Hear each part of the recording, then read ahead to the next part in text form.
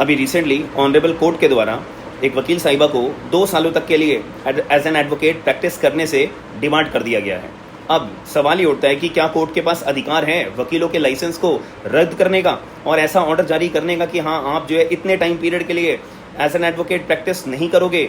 जी हाँ, अगर कोर्ट के सामने कोई मामला आता है कि वकील साहब के द्वारा मेल प्रैक्टिसेस करी गई हैं या कोई इनऑर्डिनेट बिहेवियर करा गया है, तो ऐसे केस में ऑनरेबल कोर्ट जो है वो वकील साहब का लाइसेंस रद्द कर सकता है। लेकिन यहाँ पे अगर मैं आपको करंट केस की बात बताऊँ तो यहाँ पे एक वकील साहिबा के द्वारा जो है अपने क्लाइंट को बोला गया कि आप मुझे 80,000 रुपये पे करो। क्यों?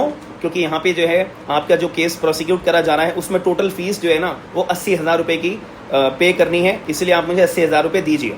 तो अपने आप में एक एडवोकेट अगर अपने क्लाइंट से कोर्ट फीस मांग करता है तो वो नॉर्मल बात है, इसमें इतनी बड़ी बात क्या हो गई है। लेकिन यहाँ पे ऑनरेबल कोर्ट के सामने मामला आया कि जो वकील साहिबा के द्वारा कोर्ट फीस रिकवर करी गई है 80,000 रुपये की, वो फेक है। तो फेक कोर्ट फीस मतलब कोई कोर्ट फीस नहीं बनती थी, या बनती भी होगी तो 80,000 रुपये तक की नहीं बनती थी।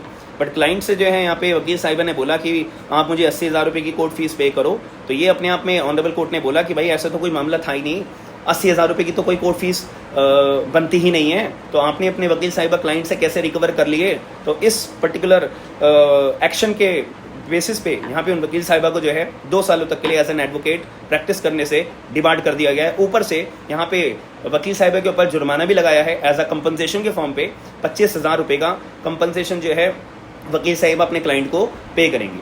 अब यहाँ पे bar council of Maharashtra and Goa भी सामने आया, तो बार काउंसिल ने भी यहाँ पे ऑर्डर जारी कर दिया कि हाँ ठीक है, यहाँ पे इन वकील साहिबा का जो एज अ प्रैक्टिसिंग एडवोकेट का जो लाइसेंस है वो 2 सालों तक के लिए हम रद्द करते हैं। तो आपका क्या मानना है इस पर्टिकुलर पॉइंट ऑफ व्यू के regarding as an advocate, as a law student, as a law aspirant? तो आपका क्या मानना है एक बार कमेंट बॉक्स के अंदर इस पॉइंट ऑफ व्यू के रिगार्डिंग जरूर बताइएगा।